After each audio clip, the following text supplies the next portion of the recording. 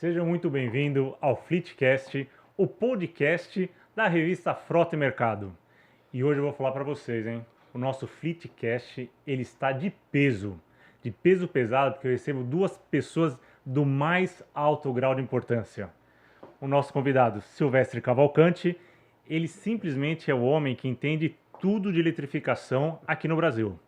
E eu também estou recebendo o nosso outro convidado, o Paulo Miguel, que nada mais, nada menos, o presidente da ABLA, Associação Brasileira de Locação de Veículos.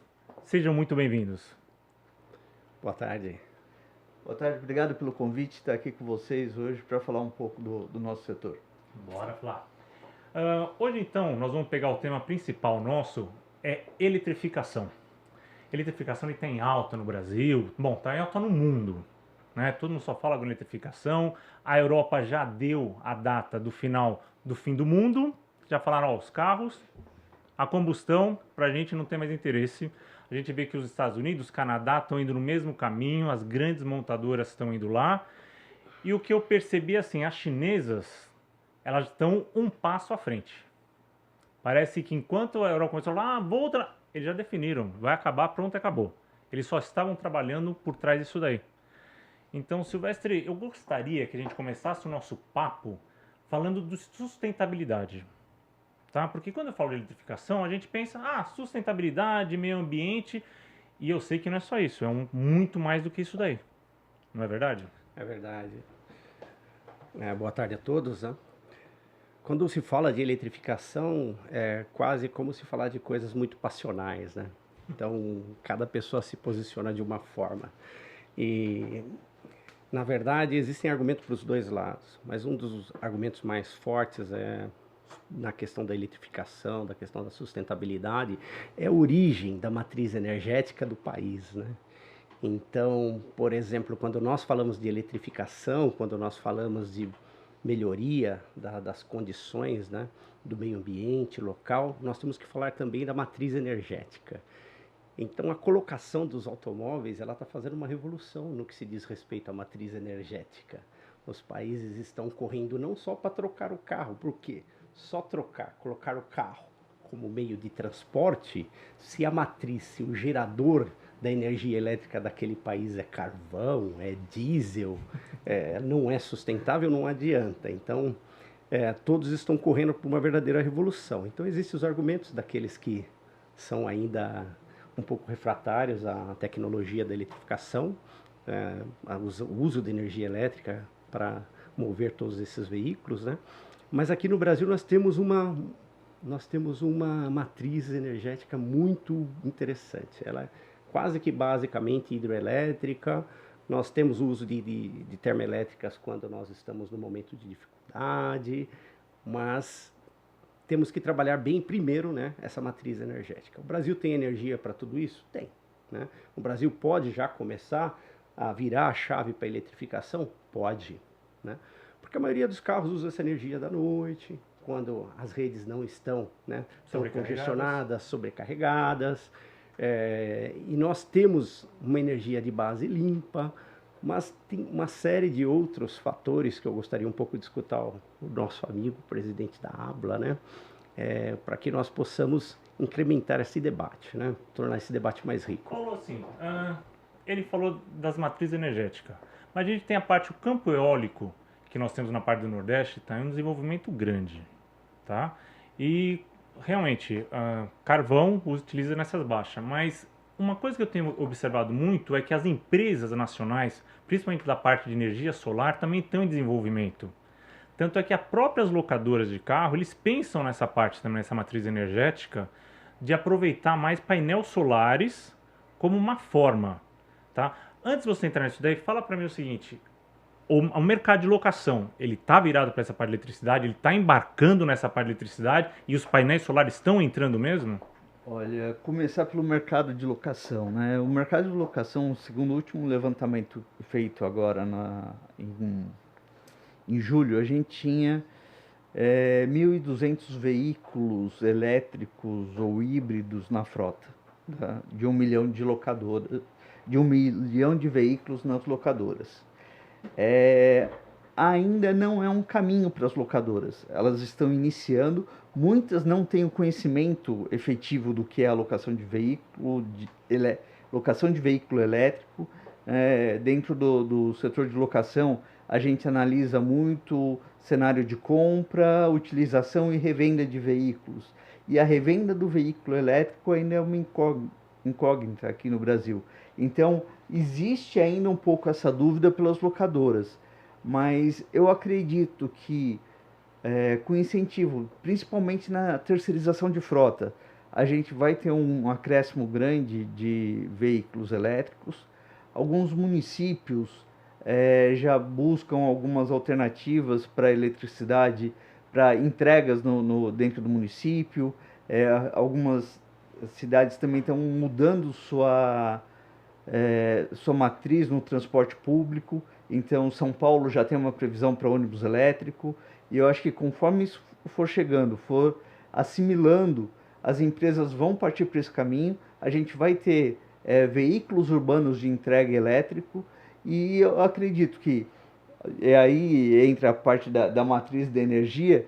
Todas essas empresas que buscarem o carro elétrico como uma saída de sustentabilidade e até de economia, porque quanto mais você roda, mais econômico é o carro elétrico, né? É um carro que foi feito para rodar, né? Ele não foi feito para ficar parado. Então, você vai ter grandes empresas com galpões aproveitando a cobertura do galpão para fazer com as placas eletrovoltaicas, para captar energia para ajudar no carregamento, como o Silvestre disse.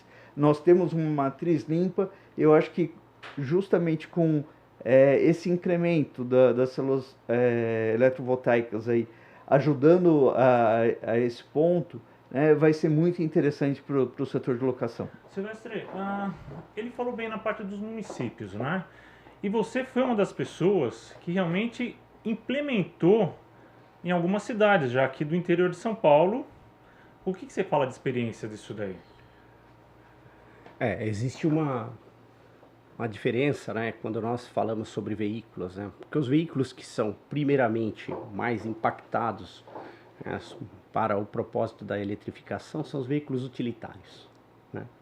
Porque você consegue trabalhar dentro de um circuito fechado, como um ônibus urbano, como uma distribuição urbana, né? E você traz à noite ou durante o dia, você tendo uma carga de oportunidade, você consegue deixar o veículo viável, né, para fazer todo o período que você precisa, todo o ciclo. E esse desenho ele é muito interessante, principalmente para os ônibus urbanos, né, que saem do mesmo ponto, circulam durante todo o dia, voltam para o mesmo ponto. E eles têm um alto consumo de combustível, diesel, no caso dos ônibus a diesel, e um alto consumo também quando se diz de energia elétrica. Vamos dizer, algo em torno de 250 kW por dia cada ônibus, ou seja, o equivalente a um mês de uma casa, né, de uma família de classe média.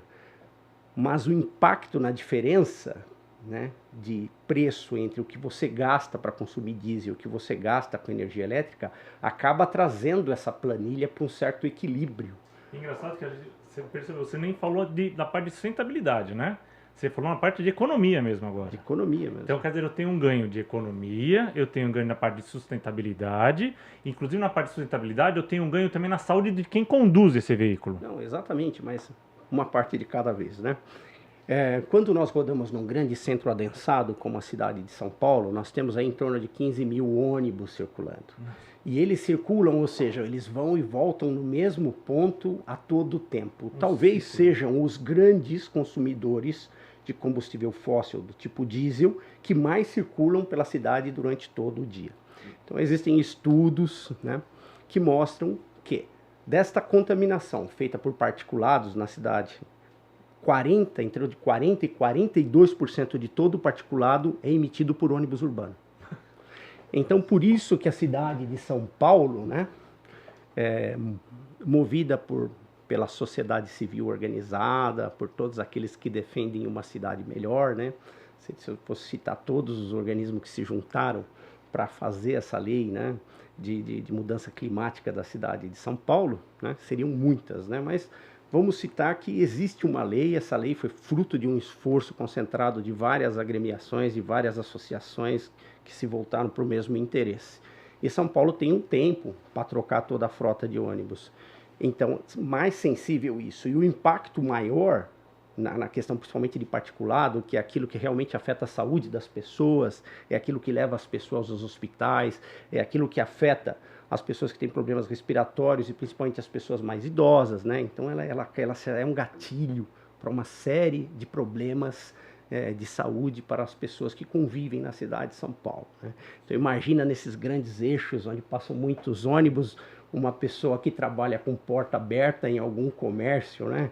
Então a afetação da saúde dessa pessoa é muito grande. E pensando nisso, os vereadores da cidade de São Paulo votaram e colocaram essa lei, né, que faz todo um cronograma para a retirada dos ônibus a diesel da cidade de São Paulo até 2037.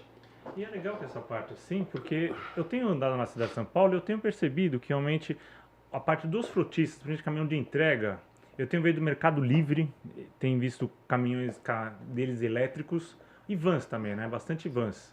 Então assim, eles têm entrado. Essa parte assim, desses caminhões, as empresas, elas estão adquirindo ou elas estão usando essa frota de locadoras para poder dar esse início, para eles poderem testar, para ver se vale a pena a compra ou não vale?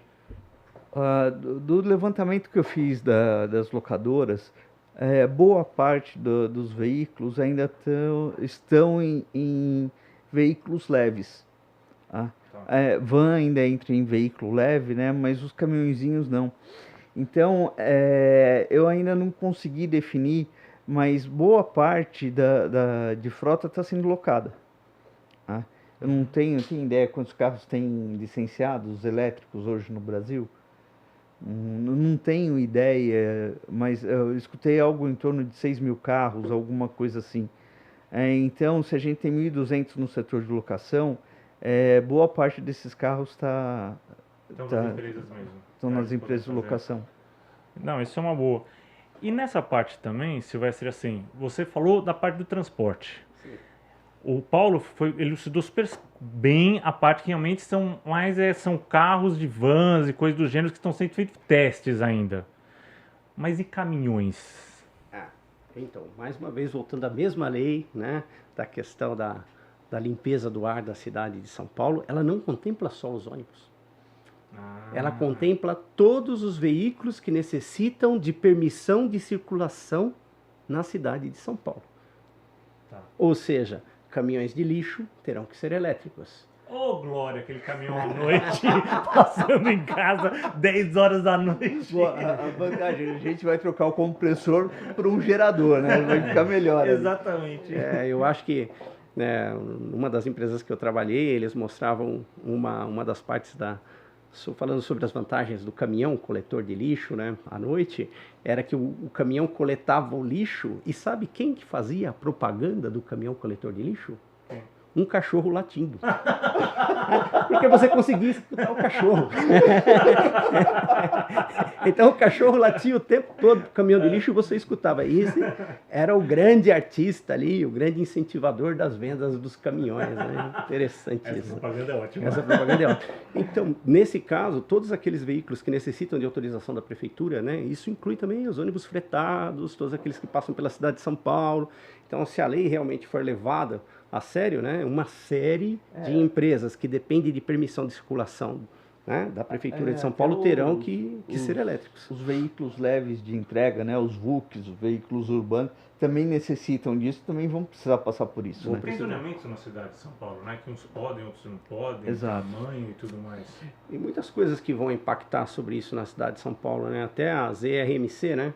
Eles estão pensando em expandir o centro, né, a zona de restrição máxima de circulação, expandindo a zona de circulação, né, de proibição de circulação em São Paulo, você muda, é uma conta absurda. Eu aposto que assim que eles inaugurarem a face norte do Rodoanel, eu acho que ela entra fácil. Vão abrir a ZRMC, né, vão ampliar. Existem congestionamentos urbanos enormes nas periferias. né? Você pega uma ligação, como esse hoje escutava um político dizer, né? Você pega uma ligação entre Guaianazes e São Miguel Paulista, não sei o quê, só tem poucas vias de acesso e é um congestionamento muito pesado. Então, essas ERMC ampliando isso, fazendo parte também de uma questão de dificuldade de circulação, porque tem o veículo elétrico tem algumas vantagens na cidade de São Paulo, como não ter rodízio, né? Então, tudo isso é um custo que você, por exemplo, é um ganho que você tem quando você coloca um veículo elétrico, porque na sua frota, do total da frota, você precisa de menos carros, né? Então, essas ações que parecem pequenas, elas causam um grande impacto no final das contas. Nós estamos falando muito sobre a cidade de São Paulo, tudo, mas isso se aplica às outras cidades, é porque é a metrópole mais complexa, né? Eu acho que é a referência para as demais, né? Exatamente. E você acha que, por exemplo, assim, Paulo, governo e essas outras coisas, será que eles investiriam nessa parte de elétrico junto com frotas? Olha, um dos pontos que outro dia me chamaram para falar sobre esse assunto, né? Se ia, se não ia, se as locadoras iriam investir nisso ou não. Eu falei, ainda para o setor de locação, para locação avulsa, tá? Ainda é um problema. Os pontos de recarga, as recargas de oportunidade são um problema. Vou falar para você, eu fiquei uns dias com uma Audi elétrica, né? E uma das recomendações foi aproveite as cargas de oportunidade. Só que essas cargas de oportunidade nem sempre ajudam muito no dia a dia, né? Não reflete. Não sei, depois eu preciso até conversar para entender um pouco mais a questão da voltagem, da capacidade de recarga ali, porque parece que os pontos de oportunidade têm carga baixa, demorada, então você precisa ficar muito tempo no ponto de oportunidade. Depende da instalação dela. Então ainda é complicado. Para frotista, eu vejo que tem uma solução um pouco melhor, como você tem uma frota que geralmente volta ao mesmo ponto, você ter ali um ambiente de recarga e um trabalho de planejamento de utilização do veículo para que ele comporte a carga toda durante o dia, né? Isso eu acredito. E aí a gente vem a parte de incentivo ou não, né? A questão é que quando a gente fala do carro para o carro de passeio, ele tem um custo elevado que você não sabe efetivamente se você vai compensar depois no consumo, né? Quando você passa para o veículo de carga, um veículo mais assim, que ele tem uma utilização diária constante, aí é uma questão de fazer conta para ver, às vezes você tem um investimento inicial mais alto, mas no decorrer do período com que você vai economizar, não só de combustível, mas de componentes do próprio veículo, às vezes a conta pode valer a pena, né? Então, eu não sei se para a parte de frota o incentivo vem. Hoje em dia, a tendência do governo é diminuir incentivos, até pela própria condição do governo, né? Então, eu não vejo muito incentivo, mas eu vejo que, na ponta do lápis, pode valer a pena o carro para frotista. Eu vou falar para você, eu acho uma coisa burra do governo, porque foi o que a gente acabou de falar. Se eu tenho um ganho, saúde pública, se eu tenho um ganho de meio ambiente e vários outros fatores, significa que o governo vai economizar em outras partes disso daí. Mas você sabe que o problema é o caixa atual, né? Então não é o caixa futuro. Todo mundo quer pensar em 4 anos, né? Vou dizer para você uma passagem que eu tive aí numa discussão, não vou revelar qual é, mas eu escutei de quem estava representando o governo, que falou assim, a gente precisa resolver agora. O que vai acontecer daqui 5, 10, 15, 20 anos, se vocês judicializarem, o problema não é nosso, né? Então, hoje é um pouco da cultura política que a gente tem no país. Não existe um planejamento de longo prazo, tá? Então, se houver efetivamente um planejamento de longo prazo, onde você possa analisar todos esses benefícios, aí legal, acho que o governo entra com... Então, mas você sabe que eu pensando numa coisa, Silvestre, nesse planejamento a longo prazo, eu sei que existem as companhias que vão simplesmente agora ter que gerar energia. Elas precisam sim fazer um pensamento a longo prazo. Porque afinal, esse é o petróleo. O petróleo agora é elétrico. Entendeu? Fala para mim agora, como que estão as companhias, como está o trabalho delas nesse desenvolvimento? Primeiro eu gostaria de voltar um pouquinho. É que assim, nós acreditamos naquilo que nós vemos, de certa forma, né?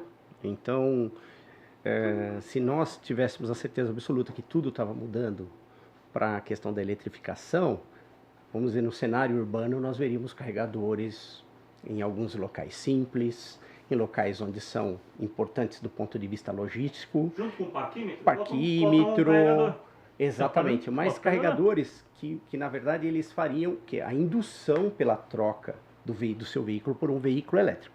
Só que o indutor das mudanças, por mais que nós tenhamos um empresariado que sempre corre risco, que sempre investe, que sempre quer fazer... Que o governo quer morrer do coração. Então, mas é o governo, porque o governo ele tem que indicar quais são os caminhos a serem seguidos, né?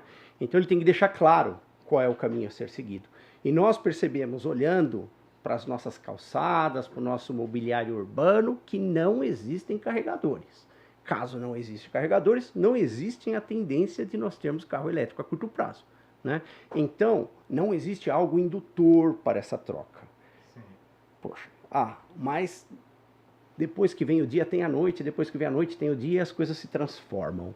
Então, como eu penso, de certa forma, eu acho que as iniciativas serão como sempre no Brasil, de curto prazo, da mão para a boca, com alguma lei empurrando a pessoa a fazer, obrigando a pessoa a fazer. Como já tem a lei de São Paulo, seguirão outras leis em outros municípios, em outros locais. Por isso, as pessoas darão o seu próprio jeito, farão seu puxadinho, né? Essa que é a verdade. Então, nesses puxadinhos aí, um vai colocar um aqui, um vai colocar outro lá, outro vai colocar outro lugar. Por falta de uma grande orientação, nós vamos começar por coisas muito básicas. Qual é o tipo de plug tomada? Parece tão básico, né? Poxa, eu tenho o meu carro, ele é o quê? Ele é um Jack Motors, desculpa falar aqui da marca. Da China ferrou, porque eu sei que o plug é diferente. Aí ele usa o padrão GBT. Aí você vê, ele é o quê? Ele é o padrão europeu invertido, onde é o macho é feio, é feio é o macho. Aí você vai num lugar onde foi feito um investimento entre uma empresa de distribuição e produção de energia junto com uma grande montadora alemã. Aí você chega lá e encaixa lá o seu... Não encaixa, parece igual, mas não encaixa. Então você não carrega. Então estou cerceado, eu tenho que ter o carro daquela marca. Bom. Né? Aí você vem com um carro japonês, já usa um padrão CHAdeMO, aí você vai lá encaixar, não carrega. Então o problema não é você ter o carro, não é você ter o carregador. Por isso que quando nós falamos do governo, o governo tem que ser o indutor. Qual o tipo de plug tomada nós teremos? Sim. Quem quer entrar no Brasil tem que padronizar. Não adianta todo mundo vir com um tipo de plug, senão ninguém carrega em lugar nenhum. Ou você vai ter que ter um totem gigantesco com vários tipos para cada um. Esse aqui é do tipo tal, e para a pessoa tem que saber onde encaixa, quando encaixa, qual é a potência, se vai carregar ou não o meu carro, se o meu carro é adequado para isso. Então nós temos muitas questões básicas a serem resolvidas, né? Então essa questão é óbvio que depende do governo. É óbvio que quem vai dar a padronização do sistema de carregamento é o governo. Isso não existe. Então, se isso não existe, eu tiro como prova que ainda não é do governo, né, mandar um recado de que o Brasil vai seguir esse caminho. O que eu disse tem uns puxadinhos, né? Então vai ali uma empresa, compra carros de uma determinada marca, faz lá seu parque de carregamento, carrega seus veículos, mas ele corre o risco de quando ele estiver numa cidade que não é do mesmo padrão da dele, mesmo tendo o carregador, mesmo tendo toda a infraestrutura elétrica, mesmo tendo tudo, infelizmente, ele não consegue carregar o carro dele. Então essa para mim é o grande sinal de que nós ainda não tomamos uma decisão séria de que nós vamos realmente seguir pelo caminho da eletrificação. E é lógico, como as iniciativas são individuais, né, e dispersas, então cada um tenta impor o seu padrão, né? Então, desculpa, vem os chineses, que têm grandes frotas e muito carro a oferecer, e põe o seu padrão GBT, padrão T2 europeu, CCS2, vai ser corrente contínua, vai ser corrente alternada, vai ser carga rápida, vai ter os dois, como é que vai ser esse tipo? Então, isso quem diz é governo, não tem como. Então, eu acho que, voltando um pouquinho, quando nós tivermos essa diretriz, nós vamos dizer assim, ó, começou a nascer a eletromobilidade no Brasil. Hoje o que existe são iniciativas de cunho próprio, individual, forçados por alguma lei local, por uma necessidade internacional. Muitas empresas têm que baixar a sua pegada de carbono e são obrigadas a pôr os carros. Então eles falam, como eu sou obrigado, põe aí. Ele nem pergunta qual o tipo de carregador, qual o tipo de plug, se isso está alinhado com o que tem do outro lado da calçada. Por quê? Porque não existe esse padrão ainda. Quer dizer, cada um está agindo por si. Todo mundo está tentando impor o seu padrão. Mas a gente consegue perceber que os carros de passeio eles estão usando o padrão europeu. A maioria dos carros que vêm para o Brasil estão usando o padrão europeu, não estão? Chineses não? O que tá rolando? Tá rolando um pouco de tudo. Na verdade... Tá uma suruba. Não, na verdade, o que tem hoje, se você pegar o carro de passeio que tem vendido hoje, são os carros de luxo, os prêmios, que na sua maioria vem da Europa. Tá? Então, até ontem estava conversando com uma pessoa que me perguntou, ó, eu vi que saiu uma compra de 500 carros de uma determinada marca japonesa. Japonesa não, chinesa. Você está sabendo para quem foi? Eu falei, não sei. Ele falou, foi para algum frotista. Eu falei, ó, não tenho conhecimento. Mas aí, o que o Silvestre falou, não tem ainda um padrão. Se o governo efetivamente definisse, ó, é esse padrão que todo mundo vai ter que seguir, perfeito. Nós não temos ainda a nossa maternidade, não nasceu não, o projeto. Existem assim, eu tenho vontade de ter um elétrico, eu vou incentivar aqui, a outra empresa incentiva ali. Nós não temos uma diretriz. Existe algum planejamento do governo federal nessa parte? Existem várias comissões que estão, que as reuniões acontecem de forma periódica, mas essa decisão eu acredito que já deveria ser tomada, né? Ela ainda não foi tomada, porque ninguém conseguiu impor uma vontade que fosse superior, né, a todas as outras, né, de alguma forma. Vamos supor que a associação, que a Anfávia, ou que a BVE, ou que alguém tomasse a decisão, ó, independente do governo, nós vamos usar o padrão europeu, tá bom? E aí contratasse isso junto às distribuidoras de energia, produtoras de energia, e se tornasse, isso poderia acontecer. Isso independeria do governo, mas ainda as pessoas estão tentando, ou as empresas, ou os fornecedores, impor o seu padrão. Vou fazer uma brincadeira aqui, eu acho que não saiu ainda porque eles estão tentando colocar tomada de 3 pinos. É verdade. Mas nessa parte assim, é por uma burocracia que não está acontecendo isso? Ou é por falta de algum empenho mesmo de alguma associação? Não, empenho existe, né? É que eu acho que é um certo desinteresse interessado. Como que eu posso dizer assim? É um desinteresse do governo porque não é uma coisa que impacta hoje muito em relação à sociedade como uma forma muito, vamos dizer assim, muito incisiva do negócio. E por outro lado, mesmo dentro das associações, ainda existem interesses em manter os seus padrões, entendeu? Dentro das associações existe guerra sobre os padrões. Não tem assim... Então vai demorar um pouco, enquanto não chegar um grande pai lá e falar, ó, filho, o negócio é esse, a coisa vai correr dispersa do jeito que está. A gente tem que olhar um pouco essa briga do elétrico, o espaço que o elétrico tem no Brasil é muito pequeno ainda. E a gente tem uma matriz, uma planta de uma matriz térmica instalada que não está, nesse momento, tendo interesse de deixar o negócio evoluir. Então a gente tem esse outro lado também.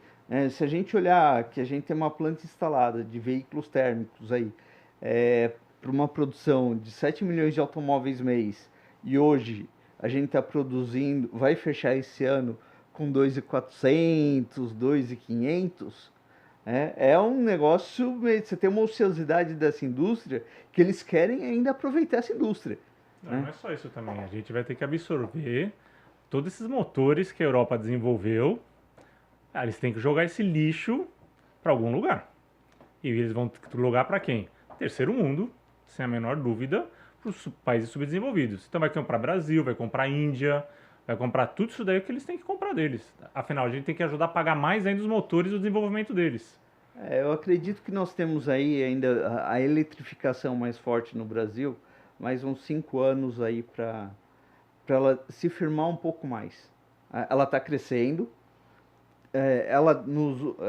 Acho que no último ano, nos últimos 2 anos, deu uma acelerada, mas eu não vejo essa continuidade muito forte. Aquela piada assim, eu vendia um, se no ano que vem eu vendi 2, nossa, eu vendi 100% a mais dos carros. É isso daí. Mas tem algumas coisas a serem observadas, né? O que pode acontecer para que a eletrificação avance? Vamos pegar um exemplo da Europa. A Europa é realmente governamental, a questão ambiental, né? Tudo isso envolvido, a população cobra. Então todo mundo não consegue olhar mais para os carros a combustão como uma coisa moderna, como uma coisa viável, como uma coisa sustentável. É uma coisa obsoleta. Mas vamos pegar o mercado norte-americano, que todo mundo gosta de grandes motores e esse tipo de coisa. Por que a coisa mudou nos Estados Unidos? Não foi uma iniciativa governamental direta, porque alguns estados, sim, são realmente bastante... alguns estados estão bastante avançados, mas outros não. Mas quem fez a grande revolução nos Estados Unidos? Uma empresa que não pertencia ao rol das tradicionais. Então surge uma Tesla, que não tem um passado ligado a motor a combustão, que não tem nada a ver com esse parque fabril que eu investi no passado, em nada, e que simplesmente largou na frente e começou a colocar os seus carregadores, começou a colocar os seus produtos vamos dizer, de alta gama, que foram conquistando os americanos, que eram consumidores de veículos bem diferentes do que dos padrões europeus ou latino-americanos. Então, ela foi o indutor. Então, neste caso, eu acredito que provavelmente as empresas que serão as grandes indutoras da eletrificação não sejam as tradicionais que estão, vamos dizer assim, muito ligadas a os motores a combustão, né? Que estão muito ligados a esse mercado, que tem um parque fabril muito dependente disso. Então, é o momento da chegada de novos players. E aí eu vou puxar o gancho, né? Porque a Dragon, uma chinesa, comprou a fábrica de automóveis da Mercedes em Divinópolis. Britwell. Oi? Britwell. Britwell. Que já vem trazendo os carros para montagem de carro elétrico. Exatamente. E uma outra coisa, né? Aí vamos tentar, no meio de toda essa bagunça, né? De toda essa entropia, vamos tentar achar um pouco de como eu ia me virar. Já que todo mundo está se virando com o seu puxadinho, como é que eu vou fazer o meu puxadinho, né? O meu puxadinho vai ser da seguinte forma: eu não posso depender dos carregadores, porque os carregadores não têm padrão, não tem uma norma clara de longo prazo que faça com que eu invista nisso. Então ninguém, sabe, vão ter algumas iniciativas isoladas, como nós percebemos hoje, né? Um carregadorzinho lá num cantinho do shopping center, num negocinho assim, ou no fundo de um posto de gasolina, um troço assim. Mas o que eu vou fazer? Eu quero ter o carro elétrico, vamos supor. Eu vou pegar um carro pequeno, desculpe, os citadinos que eu chamo, os carros ultra-urbanos. Eu vou pegar um carro elétrico pequeno que eu possa colocar para carregar na tomada da minha casa. Eu vou carregar uma bateria pequena, mas que me dá uma autonomia urbana. Eu acredito que mais de 50% das pessoas que possuem carro não tem um grande deslocamento diário. As pessoas vão migrar para esses pequenos carros. É onde eu acho, é onde eu vejo que vai surgir a entrada do veículo elétrico no Brasil. Eu vou comprar o meu carro pequeno, uma capacidade de bateria, vamos dizer, correspondente àquilo que eu necessito, vou plugar no meu próprio sistema na minha casa, porque não existe organização suficiente para que eu tenha bons carregadores, e eu acho que haverá uma explosão de pequenos carros elétricos para ir até o supermercado, para levar a criança na escola, para ir no médico, para fazer esses pequenos deslocamentos. Você acha então que a chance do Brasil entrar novamente nessa área de produção de carros, porque a Gurgel foi a nossa última grande que a gente teve, e ela entrou exatamente nesse espaço, produzindo o BR-800, carrinho urbano, porque ele achava que era o que a gente precisava na época, e foi aí que abriu todos os olhos das montadoras, falou, puxa, não é que ele tem razão, que existe um nicho para se criar no motor 1.0 e a gente vender carro? Entendeu? Então, quer dizer, você acredita que agora o Brasil então tem chance de voltar novamente a ter o seu parque de fábricas nacionais para carros? Não sei se nacional ou importado, alguém vai trazer a solução, mas que as pessoas que têm desejo de ter um carro elétrico e que querem se deslocar na cidade de forma racional, vão usar pequenos carros. Eu não tenho dúvida disso. Então, na China existe uma explosão de consumo de pequenos carros, que são esses carros urbanos, porque as cidades chinesas, né, existem muitas cidades com mais de 1 milhão, 2 milhões de habitantes. Você tem um trânsito um tanto caótico, as pessoas se deslocam pouco, né, dentro da cidade. Então, esses carros estão se tornando um modismo até, de certa forma. E as grandes empresas que investem nesse setor estão tendo muito sucesso. Então, quando nós vemos o volume de carros chineses produzidos, nós não podemos comparar com o volume de carro produzido nos Estados Unidos, porque os carros pequenos na China são pequenos, e os carros dos Estados Unidos são do tipo Tesla, né? São grandes carros, então existe uma diferença. Mas eu acho que o estilo brasileiro de utilização de carro é mais parecido com o estilo chinês, né, do que o estilo americano, aqueles carros gigantes, alta potência. Então, eu vejo um grande mercado para carros pequenos no Brasil, que possam ser carregados em casa, que não precisem de grandes plataformas de carregamento, que sejam para uso cotidiano, né? E isto está se mostrando muito viável na China, né? Muito viável. E isso vai ser também um fruto da nossa desorganização. Por quê? Nós não fizemos a lição de casa na questão da logística de eletrocarregadores, então nós vamos fazer nossos puxadinhos. Cada um vai fazer seu puxadinho, ou seja, vai comprar o seu carrinho, vai usar na sua casa, vai ter seu carro elétrico, né, para o seu uso cotidiano e vai botar seu painelzinho solar em casa, telhado, exatamente. Eu acho que essa é a saída para as grandes cidades do Brasil, e eu acho que essa é uma tendência que deve ocorrer. Mas vocês não acham que isso também cria o espaço, inclusive, para os frotistas e locadoras, ou surgindo novas empresas de locação, ou as próprias tradicionais, criando nessa parte do ciclo urbano, esses carros, igual a gente pegava o patinete? A gente vai lá, pega o patinete, passa o cartão, já usa o carro. Então, será que não tem esse espaço também? Olha, hoje nós já temos uma empresa que trabalha com veículos elétricos no modelo de carro compartilhado, né? Que é a Bip Bip. Então, é um modelo. O carro compartilhado é um modelo para veículo urbano, né? E talvez o veículo menor atenda essa necessidade. Eu acredito que dentro de algumas possibilidades, se a gente olhar condomínios fechados, né, ou condomínios de grandes prédios, que tem um espaço para você colocar um carro elétrico lá dentro, compartilhado, 1, 2 carros, para usar, como o Silvestre falou, eu preciso ir no médico, eu pego o carro, vou no supermercado, eu pego o carro. São carros pequenos que atendem essa necessidade. Eu já usei um carro muito pequeno aqui dentro de São Paulo. É uma maravilha, né? Dependendo do nível de conforto interno que você queira, o carro tem esse conforto interno, mas ele é bem pequeno. Qual carro você chegou a usar aqui? O 500. O 500? E foi bom o carro? Foi bom, o carro é maravilhoso. Melhor de tudo, eu parava ele em qualquer lugar, né?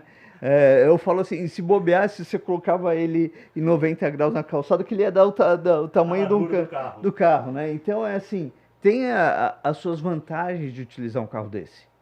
Então, as vantagens são essas. Primeiro, essa questão de você ficar independente na questão do carregamento. E a segunda coisa é que, como você vai ter uma quantidade de quilowatts armazenado em bateria menor, e como isso é a parte, vamos dizer assim, que mais pesa no custo do carro, você vai ter um carro mais barato, né? Você vai ter um carro mais barato, você vai ter um carro mais simples, com muito menos manutenção, mas que vai atender em mais de 80% da sua necessidade diária. E ele vai ter a imagem de que ele é um carro moderno, que você é uma pessoa que está em fase com a sustentabilidade do planeta, que você é realmente uma pessoa que tem preocupação com o próximo, né? Então, eu vejo uma grande chance, eu vejo lindos carros pequenos sendo surgidos, e eu acho que isso será uma grande explosão nos grandes centros, né? A revista Frota Mercado, ultimamente, ela tem colocado nas suas páginas os carros que têm sido lançados na China, de tamanho compacto, pequeno e com preço extremamente reduzido, exatamente falando isso daí que você acabou de falar. O preço deles são baixos. Na França eles lançaram um carrinho também, compacto, e que é até engraçado o carrinho, porque o que acontece? A mesma porta do lado direito, ela é usada do lado esquerdo. Então, para um lado ela abre convencional, a outra ela abre tipo Rolls Royce, invertido, porque a porta é a mesma. Então, o carro, o painel dele traseiro é o mesmo do painel dianteiro. Só que eles só trocaram onde fica o farol, eles botaram as lanternas traseiras, nas traseiras botaram o farol. Então eles jogaram o preço do carro baixíssimo. Esse carro. E ele está fazendo um sucesso nos centros urbanos lá da França muito grande. Então isso daí realmente vem salientar o que você falou. Tem uma grande marca francesa, né, que fez o lançamento de um carro bastante compacto, agora extremamente inteligente, né? Eu vejo essa tendência para nós, né? Nós não vamos ter cada um Tesla na sua casa, pode ter certeza que não.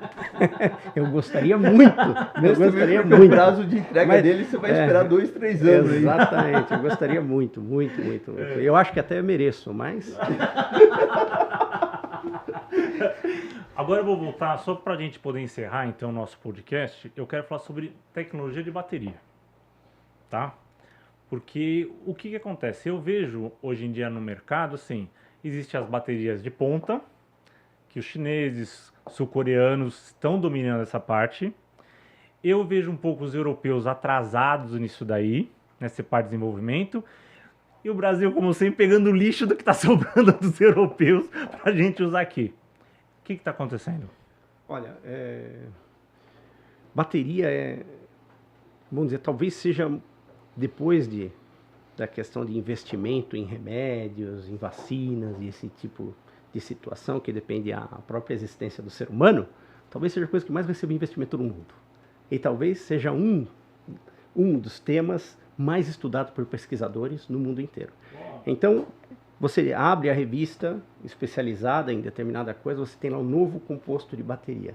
Né? Aí qualquer elemento químico da tabela lá, hoje está virando bateria. Né? E o pior é que é rápido, né? É rápido. Então, uns falam, vamos falar de várias, né, tendências, falam de bateria sobre nióbio, grafeno, uma série de outros componentes, e mesmo as tradicionais usando combinações que cada vez mais adensam mais baterias, né? Adensam melhor a carga dentro da bateria e se tornam mais leves. Mas existe carregam mais rápido. Carregam mais rápido, né? Conseguem ter uma vida maior, número de ciclos de cargas muito maiores.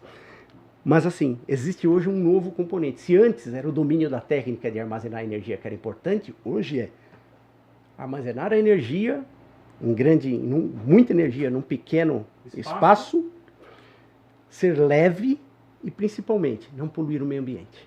Moral, você tem que ser eficiente. Tem que ser eficiente em todos os sentidos. Então, não adianta você fazer uma bateria fantástica que consegue adensar uma quantidade enorme de energia, tem um ciclo enorme de vida, é muito leve, mas ela explode, pega fogo, contamina, solta gases. Esse tipo de situação podia ser interessante no passado. Você até aceitava fazer um carro que tivesse um lugar para escapar os gases, outro lugar que tivesse um negócio anti-incêndio, um extintor colocado lá dentro. Hoje o que se quer? Uma bateria altamente sustentável, que dure por muito tempo e que principalmente tenha o fim de vida reciclável. Né? Porque muitas das baterias que foram produzidas, o destino é muito incerto. Ninguém sabe como eles vão fazer o reaproveitamento desses materiais, se é possível, ou se tem alguém responsável realmente por recolher esses materiais e não deixar poluir o meio ambiente. Né? Ultimamente as fábricas são as responsáveis para recolher isso daí. São responsáveis, mas o destino que será feito com aquilo que vai ser armazenado num galpão e guardado num país de quinto mundo, entendeu? Então, nós temos que... A coisa tem que ser... Então, por isso que tem algumas baterias que realmente podem não ter a mesma eficiência de uma combinação mais que acaba tendo um residual mais poluente, né? Mas que elas são amigáveis ao meio ambiente. Então, mas eu quero jogar você no fogo. Você enrolou e não falou para mim. São chineses, japoneses, sul-coreanos. Quem que está dominando nessa parte aí agora? Essa parte de bateria, os chineses, né, vamos dizer assim, os asiáticos em geral estão na frente, mas com uma certa prevalência dos chineses. Né? Por quê? Porque eles eles estão muito à frente no volume de veículos elétricos. Então, eles têm um mercado consumidor, eles têm um mercado cativo, eles têm uma regra muito clara, o governo tem um incentivo para isso. Então, como quando você tem um volume, quando você tem a demanda, quando tudo que é produzido permite você ter lucro, você pode investir novamente numa nova fábrica, em novos produtos, em tecnologia. Quando você atinge isso, né, é lógico que você vai estar sempre um passo à frente. Então, a China, nesse momento, está um passo à frente. As grandes produtoras de bateria do mundo, lá entre as 5 primeiras, a maioria são chinesas, né? E depois vem as asiáticas, e os europeus correndo atrás. Mas são investimentos pesados, né? Vamos dizer assim, a produção de uma bateria te dá conhecimento para produzir a próxima. Então, cada vez que você produz uma nova bateria, você passa a adquirir novos conhecimentos que o seu concorrente não desenvolveu ainda. Então, a busca por esses pesquisadores que já são experientes em produção de bateria é uma guerra também, um submundo, né? De quem produz. Do obscuro. Então, existe, realmente, são realmente os asiáticos e são os chineses que estão à frente. As grandes fornecedoras de baterias do mundo são elas. E se você pegar os carros europeus, né, usam baterias chinesas. E você acha que isso assustou os europeus, de repente eles perceberem que estão atrás? Eu lembro que quando eu trabalhava numa montadora europeia, francesa, teve certa época que nós pegávamos aquelas revistas internas que falavam sobre o desenvolvimento tecnológico, sobre o orgulho da marca, sobre esse tipo de situação. E eu achei muito verdadeiro quando saiu na revista, falava assim, nós vamos parar o desenvolvimento de veículo elétrico nesse momento, porque no nosso comparativo nós estamos muito atrás dos chineses. Eles pegaram e falaram assim, não adianta eu continuar desenvolvendo bateria, é melhor eu comprar a bateria, eu me aliar com eles, continuo com o meu carro e compro a bateria de outros. E vou desenvolvendo a tecnologia até conseguir chegar no nível deles. É bem interessante você ver, por exemplo, a Toyota, pode citar, né? A Toyota comprando bateria da BYD. Eu acho isso uma coisa maravilhosa, porque eles vieram de um entreveiro nas guerras, isso e aquilo. E então um não olhava para o outro, um não comprava produto do outro, e de repente quando você tem uma expoente do mercado japonês, usando tecnologia de uma empresa recente, se comparado chinesa, e os dois vendendo produtos juntos, isso é uma maravilha. Isso é uma união que a tecnologia fez e que orgulha a paz do mundo, né? Então, mas também é uma situação em que você vê a Toyota passando, na verdade, uma chancela de que essa fornecedora de bateria realmente dispõe de alta tecnologia. Porque ela vai fazer o coração do meu carro, né? Que o japonês tem um orgulho. Ela vai trabalhar no coração de um produto de uma marca expoente japonesa, né? Fato. E agora, e essa contramão assim que eu vejo? Porque assim, todo mundo falando, motores elétricos, bateria. Aí de repente eu vejo a Volkswagen chegar aqui no Brasil e falar assim, vamos montar um centro de pesquisa do carro híbrido no Brasil. A resposta é simples. Eu tenho motor a combustão e um pouco de bateria. Eu consigo manter a minha indústria tradicional de escapamento, caixa de câmbio, embreagem, funcionando por muito tempo. Essa tendência ela é tão forte que o carro híbrido no Brasil tem uma condição de imposto muito melhor que o carro elétrico. E por quê? Por quê? Bom, tem carro que você não precisa nem recarregar, então você não tem aquele problema do plug-in. Então, mas por que isso? Então, por que não dá a mesma condição para o elétrico? Entendeu? Por que o híbrido tem isso? É lógico, né? Não precisa falar muito, é uma questão de lobby, né? Mas e por que o elétrico não tem? Então, pelo menos se é por uma questão de redução de emissão, de ser mais amigável com o meio ambiente, de ser bom para todos, o elétrico é melhor. Ele é mais amigável do que o carro híbrido.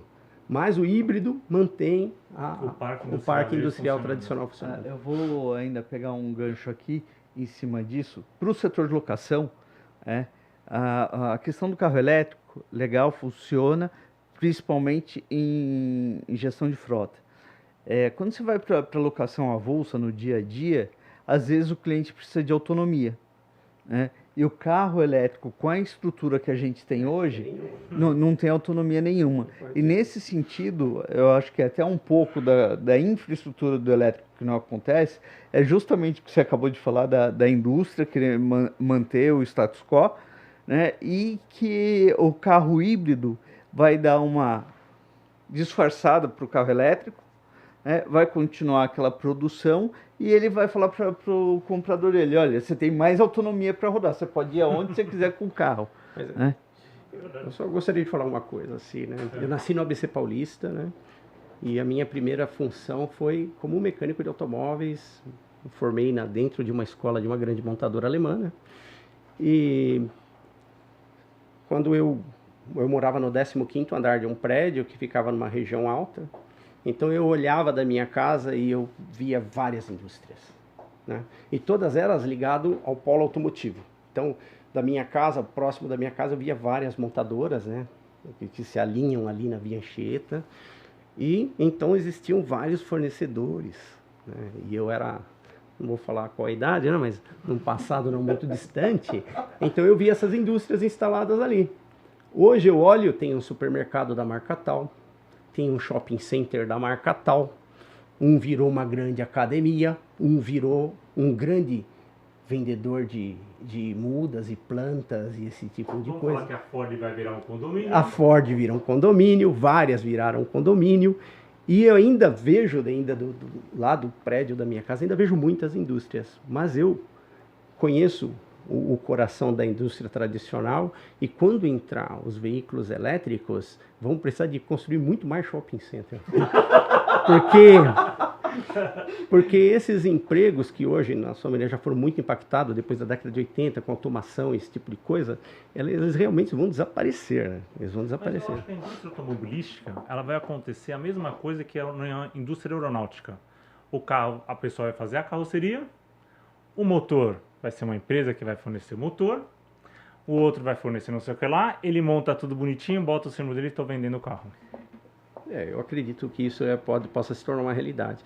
Mas o impacto da entrada da eletromobilidade dos veículos elétricos, principalmente sobre as cidades onde tem um parque industrial automotivo bastante grande, ainda será muito forte, será bem sentido. Então tem que se pensar também nisso. Fala, não, mas o mercado absorve tudo, absorve todos. Não, a tecnologia utilizada para a produção de um carro é muito específica. É muito específica. E aquela especificidade daquela situação, ela não vai se reproduzir em outro local. Porque, na verdade, é uma evolução disruptiva, chega. Passado é passado, daqui para frente é outra coisa.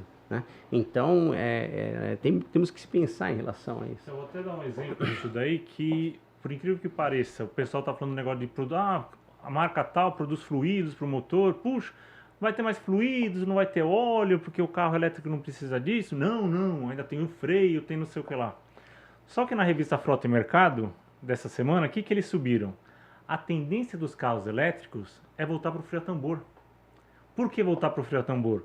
Porque o freio a disco, simplesmente, como você vai usar pouco, porque o carro elétrico praticamente breca, você não vai usar tanto sistema. E o sistema do freio a disco, se você não usar, ele se arrebenta, porque ele vai corroer, ele vai perder função, enquanto o tambor não. O tambor abre e fecha, e ele pode continuar por muito tempo sem estar utilizando, que ele não tem problema. Então você vê que também eu tenho um outro impacto nessa parte de fluidos. Quer dizer, o carro elétrico ainda, ele se torna cada vez mais e mais eficaz do que o carro a combustão. A simplicidade, né? Porque a gente sempre conversa que nós somos apaixonados por veículos, né? Por automóveis e por marcas, e tem toda aquela disputa, né? Que na verdade já conversa de quem já tem mais de 50 anos, né? De quem é vacinado. De quem já tomou as duas doses. Você não vai começar, você não vai chegar e falar assim, eu vou envenenar um motor VEG. Motor turbo. E aí, e outra, a vida útil desses não tem, sabe? Eu vou fazer aquele chiadinho ficar mais alto. Não mexer no escapamento, na saída de escape do carro.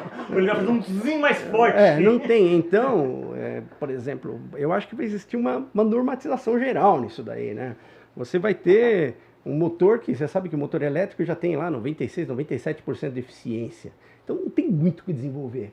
O motor mais desenvolvido vai ser 1% melhor que o seu. Não é nada, né? Isso a gente tira no talento de piloto, né? Então não dá. Cantar pneu vai ser no hora que ele brecar. A hora que ele breca, ele canta pneu. Exatamente. Então os veículos elétricos, eles vão fazer com que essa parte de mecânica, que pra gente era, sabe, fazia parte do nosso ideário de jovem, isso acabou, né? Na verdade, uma vez eu visitei na China uma fábrica, eu visitei uma empresa, legal esse negócio de mão na graxa, né? E tinha 2 ônibus, tinha os 2 tipos de ônibus. Tinha ônibus elétrico numa garagem e ônibus a combustão na outra, né? Imagina num lugar onde é frio, né? Eu tava na cidade de Nanjing, né? Um lugar frio, mas era muito frio. E aí eu via o pessoal fazendo manutenção nos ônibus a diesel e as garagens abertas, e os caras parecendo uns esquimó de blusa, e assim, aquela cor típica de garagem de ônibus, né? Nas roupas, né? Então aquele padrão no Brasil que nós conhecemos é o mesmo jeito, não muda nada, né? Aí, de repente, eu passo para outra garagem, aonde estão os ônibus elétricos, tudo fechado, ar-condicionado, o pessoal sem blusa. Uma coisa cirúrgica, sala cirúrgica. O pessoal sem blusa, um uniforme normal, uma cor mais clara no uniforme, e lá mexendo nos carros, e os carros ligados e você não escutava nenhum barulho, e do outro lado parecia, né? Aquela pancada e barulho. Aí você vai para outro lado, aquele silêncio, né? Você fala, poxa, bacana. Aí conversava lá com o chefe dessa empresa, né? Esse prestador de serviço lá da cidade de Nanjing, e ele falou assim, ó, se ele tá aqui nessa garagem de elétrico, se ele faz coisa errada, ele vai para lá de castigo. E aquele que... É o banquinho do castigo dele. E aquele que tá bem lá, sobe para cá porque ele merece. Então era assim, né? Então você já via assim, parecia, sabe, aquele que tá mexendo com aquelas locomotivas antigas, que tinha aquele negócio de queimar carvão, aquele tipo de coisa, e do outro lado, assim, sei lá, um trem elétrico. Uma coisa. Elétrico. Exatamente, era mais ou menos essa situação, era bem interessante isso. Isso a gente vai observar aqui daqui uns dias, né? Que pese isso ter acontecido no ano de 2015, quando toda a frota de lá já era quase elétrica, já nós estamos em 2021, 6 anos depois, né? Isso ainda não aconteceu no Brasil, né? Essa situação irá acontecer e não será diferente. Fato. Gente, então para a gente poder encerrar, vocês têm mais alguma consideração para fazer, para poder falar dessa parte? Eu acho que a vontade de ter um veículo elétrico, ela surgirá independente, né, da vontade das montadoras atuais. Bom, eu tenho vontade. Então, as pessoas terão, e como nós não fizemos a lição de casa, como nós não colocamos os nossos carregadores, como nós nos preparamos para isso, as pessoas farão seus puxadinhos, terão seus carrinhos elétricos pequenos e provavelmente não serão das montadoras tradicionais. Ó, isso quem está falando é o Papa da eletrificação aqui no Brasil, hein? Eu vou falar para você, não é mãe de Ná, mas o cara sabe o que está falando. Paulo, obrigado pela sua presença. Eu agradeço. Já pegando as dicas aqui para ver como a gente vai comprar carro para as locadoras. Né? Você viu que é tudo pequeno, né? É tudo pequeno. Vai ser tudo pro pequeno. Silvestre, sempre é um prazer conversar com você, receber você aqui no nosso estúdio. Vou te falar, não tem nem o que falar sobre isso aí. E vocês estão convidados a vir outras vezes aqui para a gente continuar, porque assim, eu sei que esse assunto a gente podia ficar falando, ó, horas e horas e horas aqui, porque tem muito o que falar. A gente tem um prazo mais curtinho, mas eu quero saber, vocês estão convidados para novamente voltarem aqui. Obrigado, viu, Silvestre? Eu que agradeço o convite. Muito obrigado. Obrigado, eu aguardo vocês. Não esqueçam então, se inscreva no nosso canal, dê uma ida até a nossa página, nosso blog, Frota Mercado, www.frotamercado.com.br, que eu tenho certeza que você vai estar sempre por dentro de tudo que está acontecendo no mundo automobilístico hoje. Tá bom? Obrigado e até logo.